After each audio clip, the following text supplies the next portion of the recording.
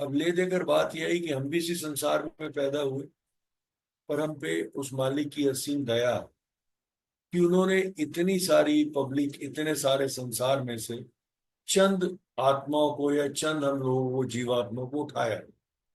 और गुरु जी ने जो इतने स्थान भी बनाए, जहां जहां जिस जिस भूमि पर, उस भूमि पर जो जो उनका अंश उन्होंने उठाना था, या आप सिंपल भाषा में कहिए जिसका समय हो गया था, जिसकी अपनी तपस्या पूरी हो गई थी, तो उसको अपने चरणों में लाना था, मानव सेवा बख्शनी थी, तो सब एकत्रित कर लिए गए।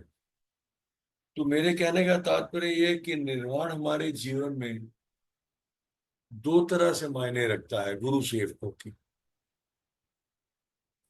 पहला तो ये कि जब हम गुरु शरण में पहुंचे, भले कुछ समय, कुछ हफ्ते, कुछ महीने बाद हमारी सेंस जागृत हुई उस मालिक की दया के कारण, हमने रियलाइज करा कि यार हम गुरु जी की शरण में हैं। और फाइनली हमने सुना था गुरु सबको चाहिए होता है, यहाँ तो सदगुरु मिल गया। तो जैसी वो भावना मन में आती है, तो सबसे पहले हमारे मन में स्वयं से विचार आना चाहिए कि जब ये मिल गए हैं और इन्होंने मुझे अपना लिया है, तो बस अब ये बंधन दो की जगह एक का हो जाए। यानी हम अपनी भावनाओं से उस मालिक के चरणों में विलय हो जाएं। हमारा उसी क्षण एक सेवक का निर्वाण हो जाता है। इसलिए आपने अक्सर ये लाइन सुनी होगी कि जब गुरु किसी सेवक को उठाता है, संसार से, संगत में से उठा के उसको सेवक सर पे हाथ रख के पदवी देता है, तो उसका पुनर्जन्म होता है। And it is fact. जो सारी चीजें आपने सुनी है, सब चीजों की जानकारी है, सिर्फ श्रृंखला जोड़ा करें। तो जब ये कहा गया कि गुरु जब उठा लेता है, गुरु की दया की दृष्टि जब पड़ जाती है, तो उस इंसान के लिए, जीवात्मा के लिए सेवक बनना यानी एक दूसरा जन्म है, पुनर्जन्म है। तो पुनर्जन्म तभी होगा जब आप पहला जन्म छोड़ेंगे। और जन्म छोड़ने के लिए निर्वाण अभी आपको बताया। तो पहली सांस में ही सेवक। और सबके लाइव एग्जांपल दे देता हूँ मैं आपको, आपको ज्यादा क्लियर हो जाएगा। अब सारे लाइव एग्जांपल जाके रुकते ही मेरे मालिक पे, मेरे बाप पे, तो बट नेचुरल मुझे उन्हीं को कोट करना पड़ता है। जैसे अपने बाबा भी संसार में शरीर लेके, काम धंधा करके, गृहस्थ आश्रम, मुंबई जैसे शहर में रहते थे, सेटल थे। जब उन्होंने जीवन में, इस अपने जीवन में बिल्कुल सामर्थ्य और सहज रूप में अपने गुरु के पहली बार दीदार करे, तो उनका उसी क्षण में पहले पल में निर्वाण हो गया था। उन्होंने अपनी आत्मा मालिक के चरणों में अर्पण कर दी थी।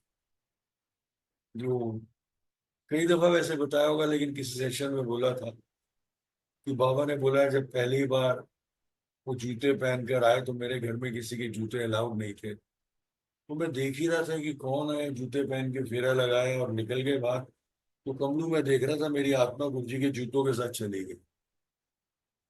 This line is more than enough. इसके आगे कोई डिक्शनरी खोलने की या सोचने की जरूरत नहीं है कि इसका अर्थ क्या है।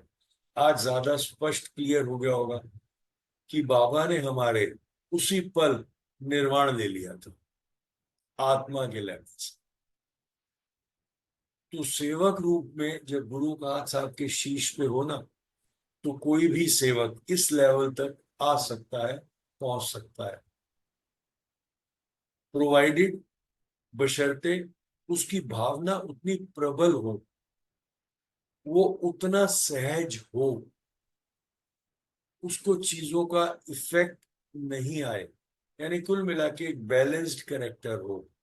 जबकि गुरु जब उठाता है हमको और हमें सेवा में डालता है, तो हमारे डिसबैलेंसेस को सब्सिडाइज करके हमारी पूरे जीवन को बैलेंस करता है मालिक। हम बैलेंस होते हैं, तभी हम सेवा कर पाते हैं, और सेवा करते करते हम खुद ही बैलेंस हो रहे होते हैं। पर देखो, कुदरत की दया, उस मालिक की रचना, हमारे बाबा, कि वो पहली सांस में इतने बैलेंस थे। ये कोई मेरे कहने वाली बात नहीं, ये तथ्य है, ये स्पष्ट है, ये प्रकट रूप है, और ये फैक्ट है। इस चीज को कॉन्फिडेंस के साथ अपने अंतरात्मा में, अपने सीने में रख के चला करें। गुरु की हमें पब्लिसिटी नहीं करनी है, पब्लिसिटी करनी होती तो गुड़गांव में घर लेकर और वो गुरुधाम में लेकर पहाड़ पे छुप के नहीं बैठ गए होते।